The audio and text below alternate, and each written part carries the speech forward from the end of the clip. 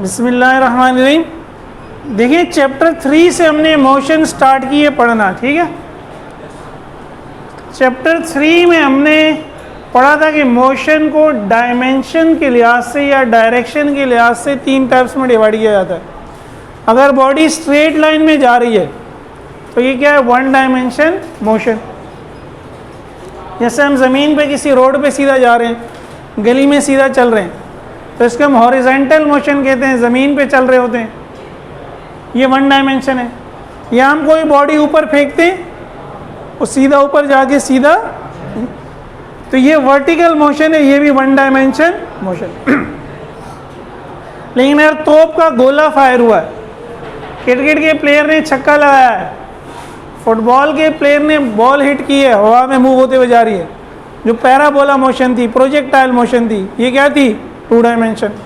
Circular motion भी क्या थी, 2 डायमेंशन। बॉडी आगे भी जा रही है, बॉडी ऊपर भी जा रही है, तो एक्स में भी चेंज है। और तो चैप्टर 3 अपने पूरे का पूरा पढ़ा 1 डायमेंशन मोशन। चैप्टर 4 में हमने पढ़ा 2 डायमेंशन मोशन, सही है। फिर हमने एक चैप्टर, फिर मैंने बताया था कि 3 डायमेंशन मोशन भी होती है, एक्स में भी चेंज हो, वाई में भी चेंज हो, लेकिन वो हमारे कोर्स में नहीं है। एग्जाम्पल क्या थी, याद है?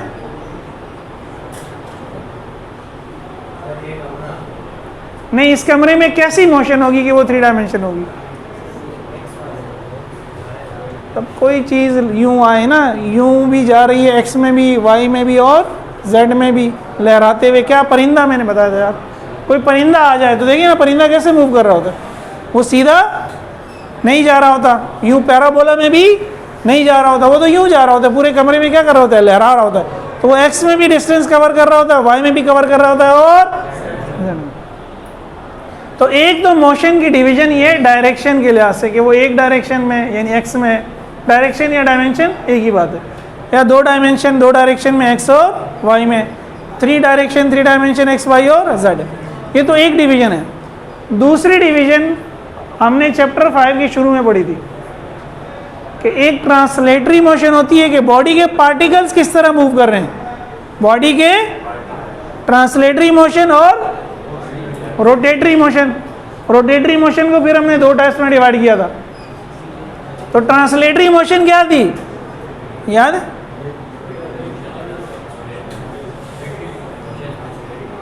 स्ट्रेट लाइन मोशन जो है वो ट्रांसलेटरी मोशन ही की एक एग्जाम्पल थी। लेकिन ट्रांसलेटरी मोशन क्या थी?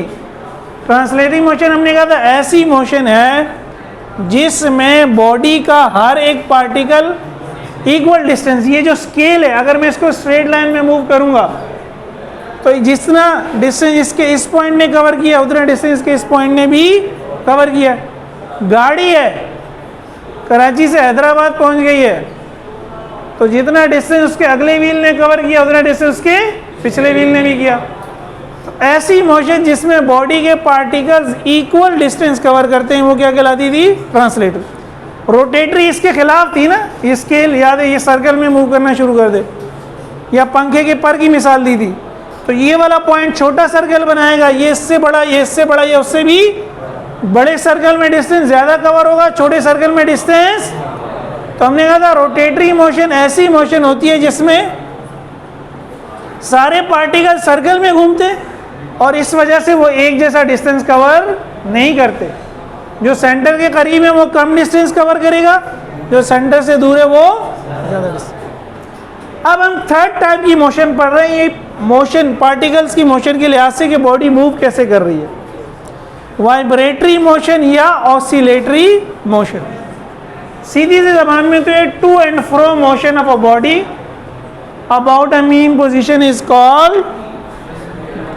जैसे पेंडुलम की एग्जांपल ले लो यार, घड़ियाल तो सबने देखा होगा। ये जो इसके साथ छोटा सा गोला लटका हुआ होता है, यार ये बातें क्यों हो रही है, ये क्या कहलाता है, बॉब। अगर इसको आप अभी भी, अगर हम जैसे छत से पंखा लटक रहा है ना, एक धागा लटका दें और उसके साथ कोई भी मांस बांध दें, कोई छोटा सा पत्थर बांध दें, और उस पत्थर को मैं पकड़ के खींचूं और फिर क्या कर दूं, छोड़ दूं, तो वो क्या करेगा, मूवमेंट शुरू कर देगा।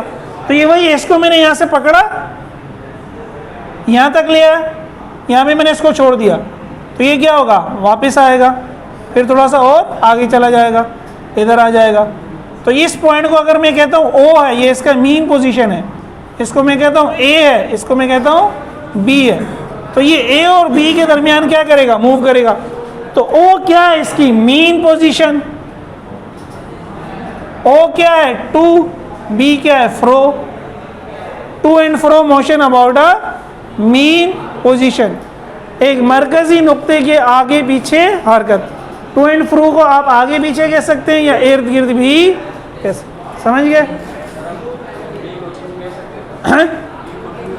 कह सकते हैं, आपकी मर्जी है, ठीक है। तो ऐसी कोई भी मोशन है वो क्या कहलाती है, ऑसिलेटरी मोशन या वाइब्रेटरी मोशन। अब एग्जांपल्स यही मैंने लिख दी पहले, motion of a Bob of a pendulum, motion of atoms of solid. हमें वैसे सॉलिड नजर आता है कि एक ही पीस है, लेकिन किसी भी मटेरियल का जो बिल्डिंग ब्लॉक है वो क्या, एटम है। सॉलिड्स में भी क्या है, एटम्स हैं। और अगर हम कोई पावरफुल माइक्रोस्कोप लेके उन एटम्स को देखें, फर्ज करिए वो एटम है, वैसे तो गोल होगा, तो ये एटम स्टेशनरी नहीं है, ये क्या कर रहा है, आगे पीछे मूव कर रहा है अपनी मीन पोजीशन के। तो सॉलिड्स के एटम्स भी क्या कर रहे हैं, वो वाइब्रेट कर रहे हैं। आप जब झूला झूलते हैं, अगेन मीन पोजीशन पे आप होते हैं, कोई बंदा या खुद आप पहले पीछे जाते हैं, फिर और उस मीन पोजीशन के आप आगे पीछे हो रहे होते हैं। A person swinging on a swing. और आप जब सितार बजा रहे होते हैं, सितार में तारें होती हैं, आप उस तार को क्या करते हैं, छेड़ते हैं। छेड़ना बुरी बात होती है नहीं, लेकिन खैर उसको जब तक छेड़ेंगे नहीं आवाज़ नहीं निकलेगी। उसको छेड़ते हैं तो उसकी वो अपनी मीन पोजीशन से में क्या करता है, वो वाइब्रेट, वो अपनी मीन पोजीशन पे होता है। आप उसको ऊपर प्लग करते हैं, वो फिर मीन पोजीशन से ऊपर और नीचे जा रहा होता है और आवाज़ क्या करता है, प्रोड्यूस करता है। तो मेरी आवाज़ जो आप तक पहुंच रही है, ये भी क्या है, ऑसिलेशंस हैं। ये ऑसिलेशंस क्या कर रही हैं, गैस के मॉलिक्यूल्स आगे पीछे हो रहे हैं। ये गैस, सॉरी एयर है ना, गैस, एयर गैस ही है। ये एयर के मॉलिक्यूल जब आपकी कान के पर्दे से टकराते हैं, वो आपके कान के पर्दे को भी क्या कर देते हैं, हिला देते हैं, वाइब्रेट कर देते हैं। और अल्लाह ताला ने हमारे ब्रेन को ये सलाहियत दी है कि उस वो वाइब्रेशन को डिटेक्ट कर लेता है कि ये क्या है, आप कोई साउंड है, ठीक है भाई। इसी तरह स्पीकर काम करता है। स्पीकर आवाज़ कैसे जनरेट करता है, उसका पर्दे पे हाथ लगाए वो क्या हो रहा है, वाइब्रेट कर रहा होता है, ठीक है ना। अब इस वाइब्रेटरी मोशन की बेसिक्स समझने के लिए कुछ इंपॉर्टेंट टर्म्स हैं, वो मैंने ये डायग्राम बनाई है, इसकी वजह से समझाऊंगा मैं। जैसे हमने मोशन पढ़ी थी, तो पहले रेस्ट और मोशन का फ़र्क समझा, डिस्टेंस को समझा, डिस्प्लेसमेंट को समझा, वेलोसिटी को समझा, एक्सेलरेशन को समझा। फिर ये बातें बार बार आती थी तो हमें पता होता था ये क्या चीज़ है। इस तरह कुछ चीज़ें हम सीखेंगे, पहले ये डायग्राम समझ लें। इसको हम कहते हैं स्प्रिंग मास सिस्टम।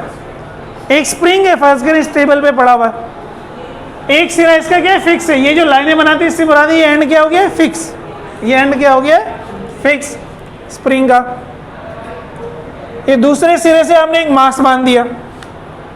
अब इस मास की जो ये पोजीशन है, ये वही बात है, हमारी सेंटर पोजीशन है, मीन पोजीशन है।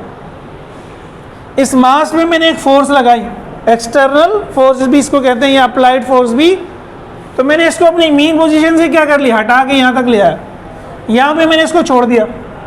जब मैंने इसको छोड़ दिया तो स्प्रिंग क्या करेगा, मास को दोबारा वापस लेके आएगा। अब स्प्रिंग की फोर्स क्या करेगी, इस मास को दोबारा,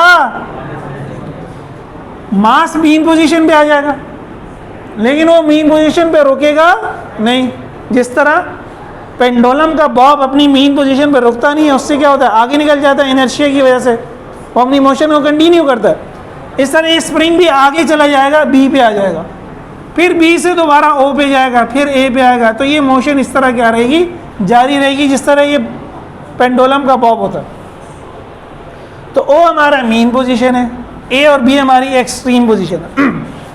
फर्ज करें मैंने इसको ओ से जब ए तक लेके गया हूँ, तो मैं इसको 10 सेंटीमीटर मैंने दूर लेके गया हूँ। कितना दूर लेके गया हूँ, तो ज़ाहिर है मैं एकदम तो 10 सेंटीमीटर नहीं लेके गया हूँगा। पहले मैं 1 2 3 4 आहिस्ता आहिस्ता बॉडी कहाँ तक पहुँची, 10 तक। तो ये जो मैं इसको हटा रहा हूँ इसकी मीन पोजीशन से, वैसे भी एक्स एक्सिस है ना, वैसे भी क्या है, तो ये इसका क्या है, डिस्प्लेसमेंट। अभी हम डेफिनेशन पढ़ लेंगे।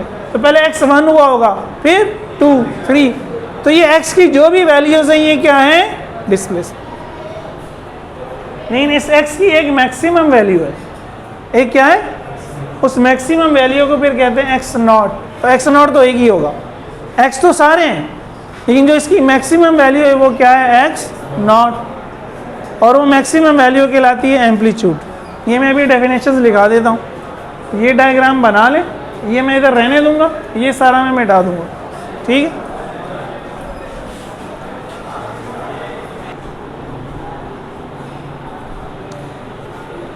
इंस्टेंटेनियस डिस्प्लेसमेंट, एम्पलीट्यूड और ऑसिलेशन या वाइब्रेशन, ये कुछ इंपॉर्टेंट टर्म्स हैं, डेफिनेशंस हैं, ये बार बार आएंगी जब हम पढ़ेंगे, तो इसको समझ लें। इंस्टेंटेनियस डिस्प्लेसमेंट क्या है, distance from mean position is called instantaneous displacement. फर्ज करें ये वो मास m है जो स्प्रिंग से मैंने बांधा है, तो ये मास m पहले 1 सेंटीमीटर पे होगा, फिर 2 पे, फिर 3 4 5, चलते चलते कहाँ पहुँचेगा, 10 पे। तो x की ये जो वैल्यूज़ हैं 1 2 3 4 5 6 7 8 9 10, ये क्या है, डिस्प्लेसमेंट। ये क्या है, जिस तरह हम पढ़ते थे। अब ये x एक्सिस में मोशन हो रही है तो इसको x पे जाहिर करते हैं, y एक्सिस पे जब बॉडी मूव कर रही होती है फिर इसको क्या नाम दे देते हैं, y नाम दे देते हैं, सही है। एम्पलीट्यूड इसी की maximum value, maximum displacement is called, अब मैक्सिमम डिस्प्लेसमेंट तो एक ही है, जब बॉडी A पे होगी या B पे होगी। जब बॉडी O से A पे जा रही है या O से B पे जा रही है, उस वक्त अगर आप उसको देखते हैं किसी पॉइंट पर, उसको आप क्या कहेंगे, x। लेकिन जब बॉडी A पे पहुंच जाएगी उसको क्या नाम देंगे, x0, और जब बॉडी B पे पहुंच जाएगी उसको भी क्या नाम देंगे, x0। तो x x0 के बराबर हो जाता है जब बॉडी A या B पर है वो भी x, लेकिन x की एक खास value.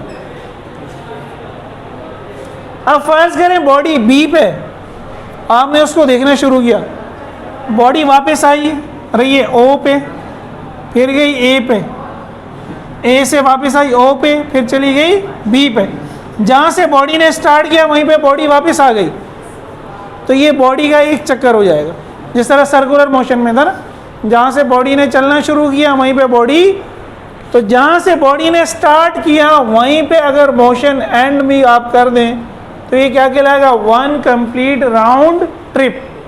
One complete round trip of the body is called oscillation या वाइब्रेशन। इस राउंड ट्रिप को हम क्या कहेंगे, ऑसिलेशन। या इस तरह अगर A पे देखना शुरू करो तो A से बॉडी B पे आई, फिर B से बॉडी A पे आई, तो ये भी क्या हो जाएगा, वन राउंड। तो जहाँ से आप देखना शुरू करें वहीं पे बॉडी वापस आनी चाहिए। अब इसमें एक सिचुएशन ये है, फर्ज करें कि ये आप पॉइंट O से देखना शुरू करते हैं, कहाँ से देखना शुरू करते हैं, O से, ठीक है ना। अब O फर्ज करें मेरा ये ब्लैक मार्कर है, ठीक है, A जो है ये मेरा रेड मार्कर है और B जो है ये मेरा ब्लू मार्कर है। तो मैंने बताया या तो आप B से देख रहे हैं बॉडी को, तो बॉडी B से O आई, O से A गई, A से फिर O आई, O से दोबारा तो वापस आ गई, एक चक्कर पूरा हो गया। इस तरह अगर आप A से लेना शुरू कर रहे हैं तो A से बॉडी O पे आएगी, B पे जाएगी, फिर O पे आएगी, फिर तो देखिए O से 2 दफ़ा गुजर रही है बॉडी। अब बॉडी O पे है, आप उसको देख रहे हैं। अब O पे बॉडी की 2 सिचुएशन है, या तो वो B की तरफ आ रही है या तो वो, अगर वो B की तरफ आ रही है तो ट्रिप जब कंप्लीट होगा जब वो दोबारा B की तरफ जाएगी। तो B से उसने चलना शुरू किया, A पे आई, फिर क्या होगा, दोबारा O पे आएगी, फिर क्या होगा, A पे जाएगी, फिर दोबारा O पे आएगी, अब B पे जाना शुरू करेगी, तो इसका एक ट्रिप होगा। तो अगर बॉडी O पे है, आप इसको देखना शुरू कर रहे हैं और बॉडी जा रही है कहाँ, B पे, तो O से B जाएगी, B से फिर O आएगी, O से A जाएगी, A से दोबारा अब वो B की जानिब जाएगी, तो ये क्या हो जाएगा, एक चक्कर। देखो एरो उस केस में भी 2 बनेंगे पूरे। क्या होगा, बॉडी पहले जाएगी B पे, फिर क्या आएगी वापस O पे, फिर कहाँ जाएगी A पे, फिर दोबारा कहाँ आएगी ओ पे, अब चक्कर पूरा हुआ ना। इस तरह अगर ओ से देखना शुरू करो और ए पे जा रही है तो पहले ए पे जाएगी, फिर ओ पे आएगी, फिर बी पे जाएगी, फिर अब दोबारा, तो अब एक चक्कर पूरा होगा। समझ रहे हो? तो जिस भी पॉइंट को देखना शुरू करो वहीं पे वापस आ जाए और उसके बाद वही मोशन परफॉर्म करे जो पहले कर रही थी। जैसे ओ के केस में मोशन की दो टाइप से ना, राइट में भी जा सकती है और अब ओ से ए गए, ए से दोबारा ओ आ गए, तो ये तो चक्कर पूरा नहीं हुआ। अब बॉडी दोबारा राइट पे नहीं जाएगी, कहाँ जाएगी? लेफ्ट पे। लेफ्ट पे हो के दोबारा जब वापस आएगी अब चक्कर क्या हो जाएगा? पूरा हो जाएगा। ठीक है, बता रहे हैं।